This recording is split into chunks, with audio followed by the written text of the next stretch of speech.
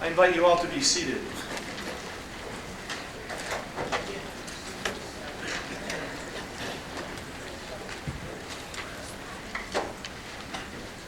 For as long as anyone can remember, the Annual Convention of the Diocese of Newark has always taken place at the end of January. We all give thanks that we didn't take place last weekend, when we wouldn't be able to be here. Which means that it always has been during the season of Epiphany. And Epiphany usually gets lost, because most of us are still recovering from Advent and Christmas, or resting for Lent, which somehow has long been the liturgical season when we are expected to be holy. Epiphany is the sandwich season, and this year it is just over a month long. But the Epiphany season is filled with surprising, if not unbelievable, stories of what God has been up to, records of the manifestations of God's presence. All of these stories require the use of our imagination and a bit of suspension of disbelief about how we know the world works. Epiphany begins with the story of a star moving across the heavens, and it ends up with Jesus being lit up like a star on the Mount of Transfiguration. God is heavily involved and bringing guiding, if not blinding, light to a dark world. Not to mention a voice which is heard in the story when Jesus comes up out of the water after his baptism. "This is my Son, my beloved, in whom I am well pleased." And Jesus takes that moment of blessing and message of belovedness and passes it on to his disciples, to the world, and indeed to all creation. And that blessing and belovedness has continued down through the generations to all of us. We are blessed and beloved of God. We are called to do two things with these deep, abiding, and life-changing gifts. One, to accept and embrace them, and two, to pass the blessing and belovedness on to others. That is our vocation. That is our vocation, no more than that, really, and no less than that either. And for many of us, if it takes a hefty dose of imagination to embrace the Epiphany stories of blessedness and belovedness, it takes a double dose of imagination and suspension of what we know to get beyond the memories of having screwed up, or having been screwed over, or being taught by someone that we are screw-ups, and there is no way that we deserve being blessed and beloved by a God we can't see. And if we can, for a moment or a season, claim our blessedness, we are often too anxious or introverted or untrained or something to pass it on to others. Many of us say, "I can't do that." One of the many things that a church asks of its bishops to do is to tell their dioceses what we see. We are given rings, sticks, hats, and a big chair. And with all those ancient accessories and a unique platform, we are expected to pass on what we see. What do I see? I confess to you that I haven't seen stars guiding anyone, and I haven't seen Jesus light up like a Christmas tree. But I have seen the light of Jesus in others all the time. I see your belovedness all the time.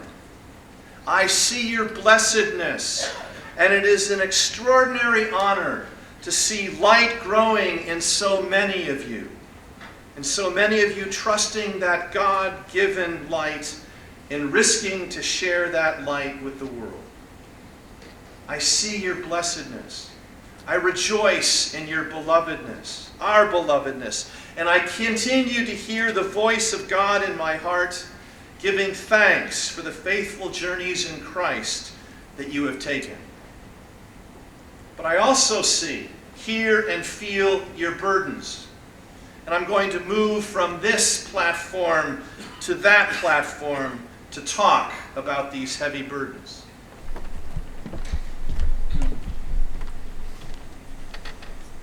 I have a B alliteration going on today. Blessings, belovedness, and now burdens. Many of you have heard me talk over the years about the killer bees. Buildings, budgets, boilers, and burnout. In many cases, these killer bees, and I suppose there are others, are huge burdens. They are blunting our imaginations and have blinded us from seeing our blessedness. And in some cases, they are killing our congregations. What is tragic about the killer bees is that for the past 50 or 60 years, that is what the church has asked people to do. To take care of the buildings, the budgets, and the boilers, and all the rest. And for 50 or 60 years, people have been undyingly faithful in their care. When I got to St. Peter's, Morristown in 1982, Hel Terwilliger of sainted memory was unofficially identified as the Baron of the Boiler.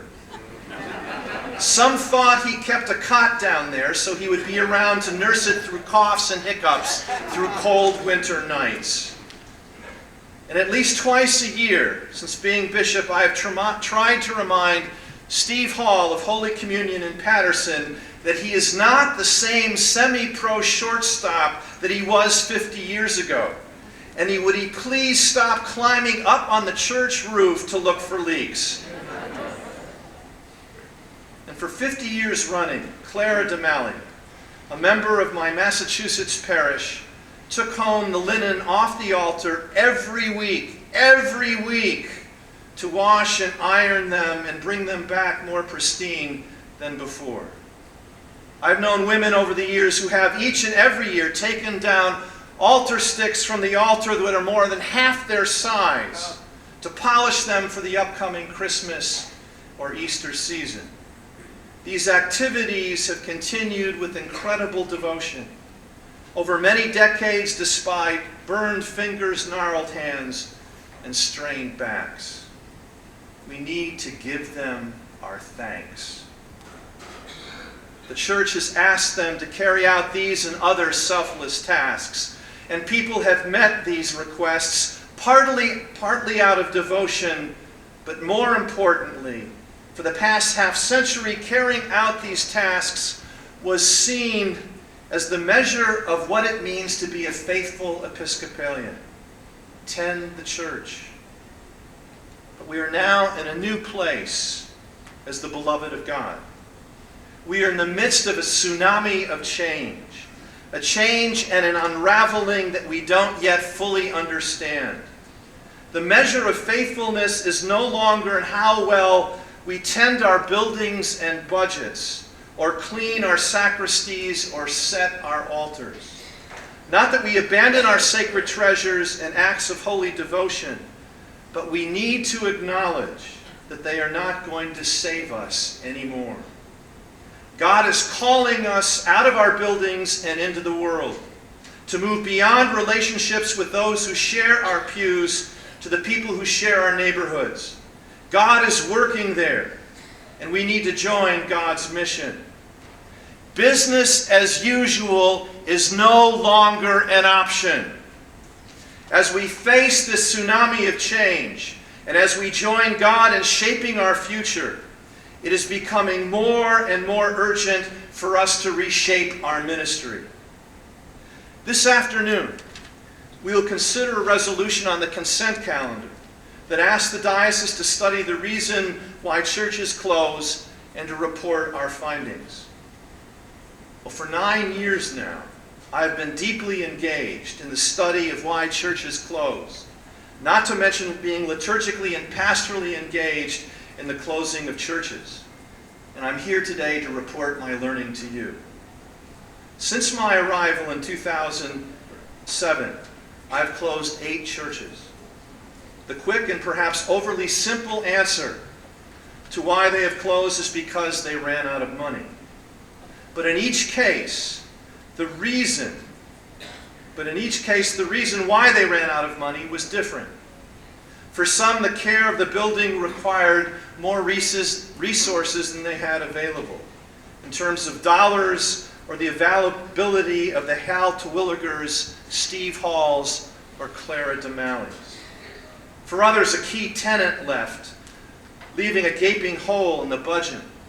Or endowments got spent down to a level that they no longer provided any income. Or people moved away or died, or some people of those people were incredibly generous benefactors whose dollars simply disappeared. In some cases, people joined a category that my colleague Steve Lane introduced me to, the duns. Done because their kids were gone, done because they were swept up in the swirl of secularism, done with all the bees or with conflicts in their congregation that they sometimes started or tried to stop or got caught in the middle of. And some congregations closed because the people who were there were just plain tired, burned out. They couldn't carry out the church's mission anymore. So we've closed these churches. It's been sad. Often people have been angry. And in almost every case, there's been a last-ditch attempt to come up with a fix, a funding strategy, a new program, a promise to work even harder. These attempted fixes were offered in faith, yes, but the faith was often blinded by fear that says, we can't let this happen. My mother, my father, my Sunday school teacher, the man or woman who was warden for 30 years will rise up out of their graves and call me or call us total screw-ups because we couldn't carry on the legacy that they left us. No, we couldn't.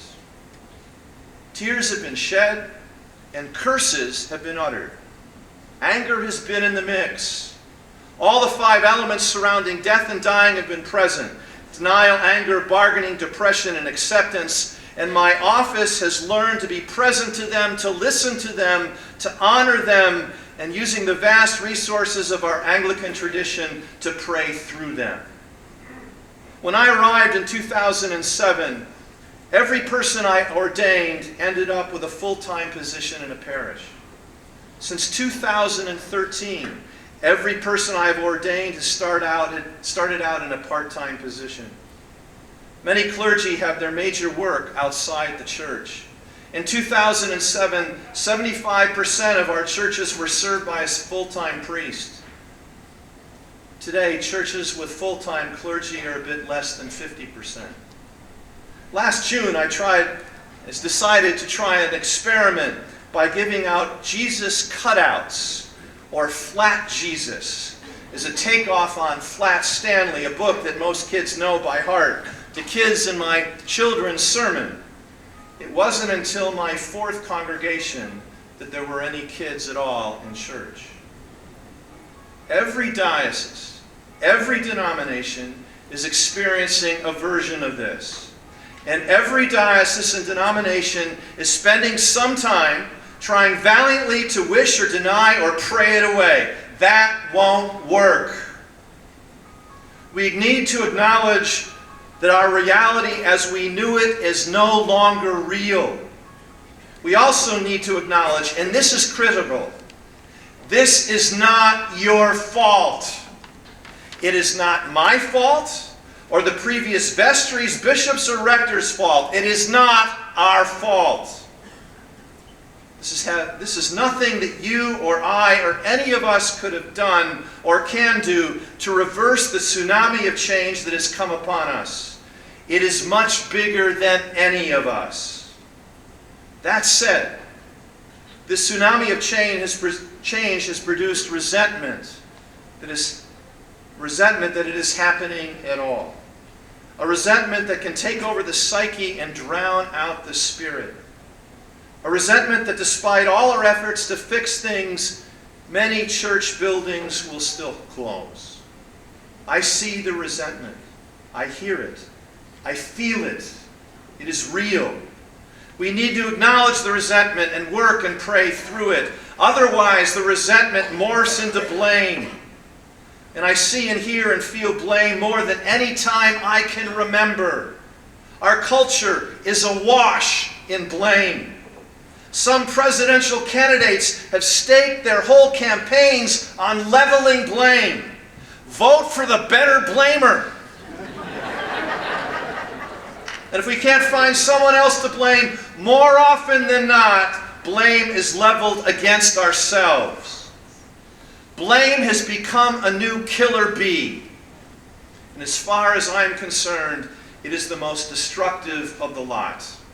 Because it shuts down imagination, turns our blessedness into feelings of inadequacy or worse, and blinds us to the fact that our hope is in God. Now, I want to go back to that other platform, the belovedness and blessed platform of hope and faith. And as I do so, I want to tell a story that bridges these two places and points to God as the source of our hope.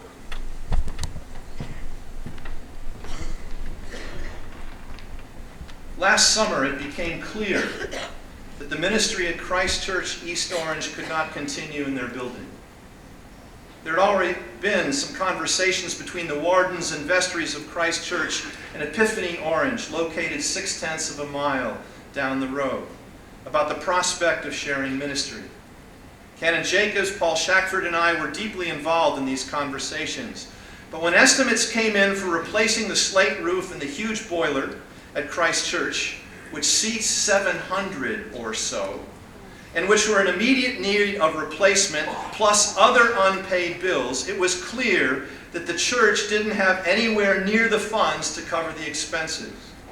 The vestry asked the diocese for some financial help, soon learning that we had none available. The diocese, the trustees, the council do not have any funds for this sort of help. We just don't have the money. But what we do have is the commitment to talk, walk, and pray through the process of reconfiguring and reimagining ministry. The wardens and vestry of Christ Church took the courageous and faith-filled step and decided to close their building. The wardens and vestry of Epiphany graciously invited them to share theirs. On October 25th, I presided at a liturgy which closed the building of Christ Church. As part of the worship service, we went to every significant part of the church: the font, the door, the chapel, the altar, the choir, the kids area, and someone told the story of what had taken place there over the years. Someone else offered a prayer, and I gave a blessing. The whole congregation, which included people from Christ Church, Epiphany, and others from across the diocese, walked together and stopped, told the story, prayed, and blessed. We then gathered up some portable holy objects and brought them down to Epiphany Church. The people of Epiphany waited inside their church, and the Christ Church folk gathered outside. The wardens of Christ Church then knocked on the door, and the wardens of Epiphany opened it. Greetings were exchanged, prayers were offered, and the people of Christ Church were invited in. And as they came into the building, every person was embraced in a hug of welcome. You could not miss the blessedness. The afternoon was filled with belovedness. It was sad, yes, but was also filled with grace. The experience was not that of a defeat, but a new beginning. Throughout the transition, there was a minimum of blame and a deepening commitment to hope, which, of course, is the message of the gospel. And now there are two churches under one roof, sharing blessing and belovedness, combining resources, and are less constricted by the killer bees, and thus more open to God's epiphanies. For the past few weeks, indeed for the past 6 years, most of us have been engrossed in the annual Epiphany event called Downton Abbey. This, the last season, takes place in 1925. Lord Grantham, who over the years, the patriarch of the estate, has, over the previous years, had his eyes opened in a new way and is beginning to ask some hard questions. Can this way of life continue? Do we really need an under-butler and 6 footmen? And can we keep up with the staff costs that are 40% higher since the war? Can this way of life continue? The answer for him and for his family is no. The answer for us is also no. Church life as we know it will not continue. But And this is a huge difference between Downton Abbey in 1925 and the Episcopal Church in 2016. We may be facing a crisis of money and buildings and membership, and while it is hard and sad, I am discovering that this is not a crisis of faith. God is up to something and is beckoning us to join God to discover what God is up to claim our belovedness, and then to explore how that belovedness appears in the world. The system is in crisis, but the invitation to go deeper in our faith journey is vibrant and real. We need to learn new ways about going about Jesus' work, which will require deep listening and deep learning. We must cultivate a different imagination and reshape the lens through which we view ministry, anchored by our Episcopal roots. And many of our churches are taking this journey. Christ Church East Orange and Epiphany are now two churches under one roof. Later today, we will celebrate the journey that St. Luke's Hope and St. Mary's Belvedere have taken over several years, now being one church under two roofs. 2 years ago, a consortium began in Bergen County on their own: Christ Church Hackensack, St. Cyprian's Hackensack, St. Martin's Maywood, and St. John's Hasbrook Heights. Because the clergy have full-time jobs outside the parish, the lay leaders of the congregations have teamed up to provide pastoral care, what they call mutual care to one another. The four churches regularly share worship together. They are letting the Spirit guide them and are open to what might be next. Much as we would like to have a roadmap or a strategic plan, this is not a process of better management. In recent years, many who study business and nonprofit organizations have remarked that good management ensures failure because it focuses attention on what is already there, and the management is inhibiting imagination and is keeping people from moving and looking forward. The more established and efficient a system has become over time, the more its resilience weakens. No, this is not about better management. It is about acknowledging our reality, that it is not our fault, that God remains our hope, and that we need one another as companions on this journey. The crisis that I've been discovering and describing has been deeply felt in many of our congregations. About half or more in many of our other congregations whose budgets and memberships are stable and in many cases are growing, and whose buildings are in reasonably good repair, are wisely looking ahead and heading out to learn the concerns and contexts of their communities.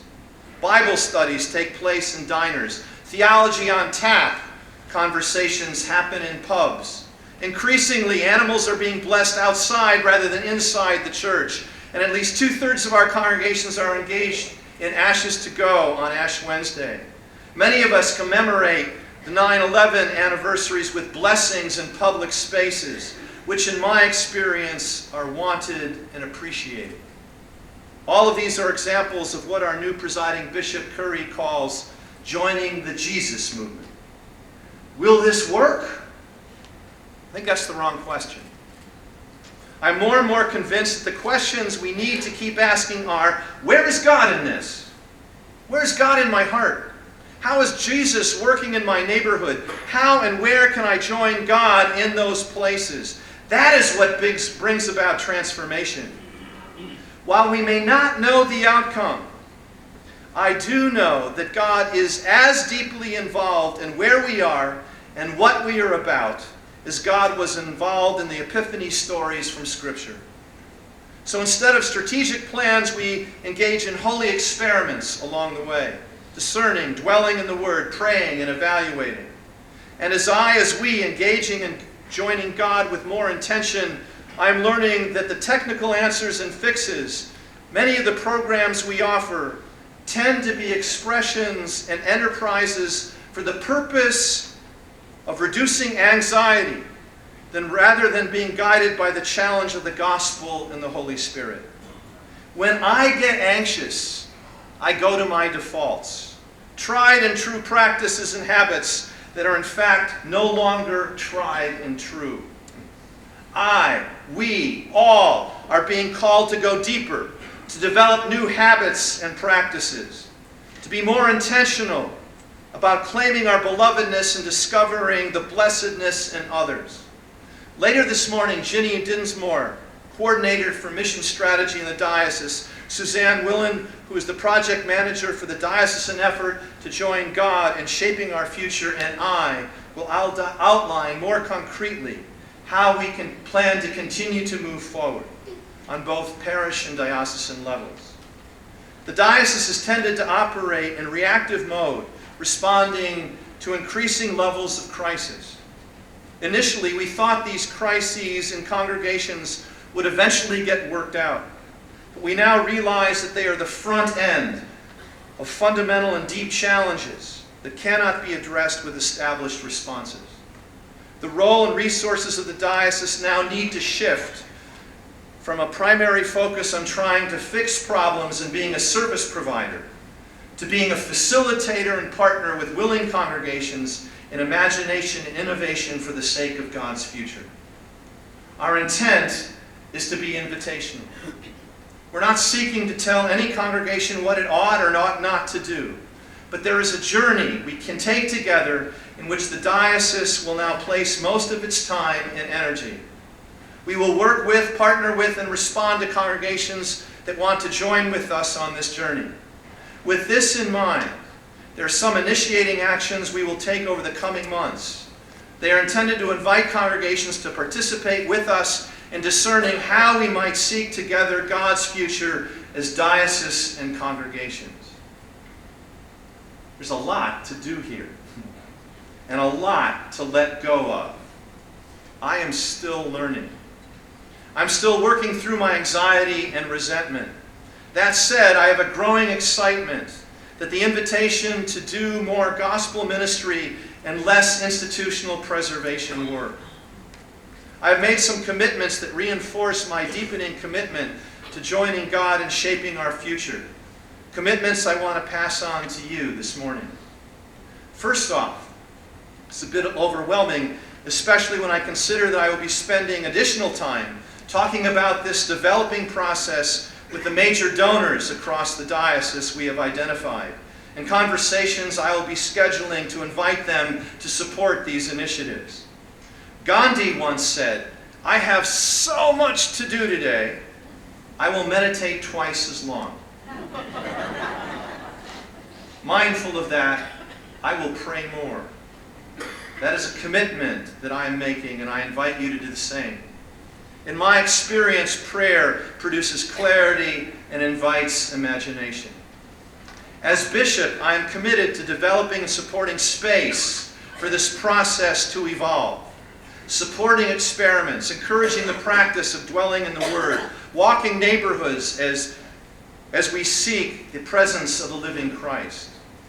That now is my primary role, to provide space for congregations and individuals to engage in imagination and creativity. This is a process and not a program. It will take a while.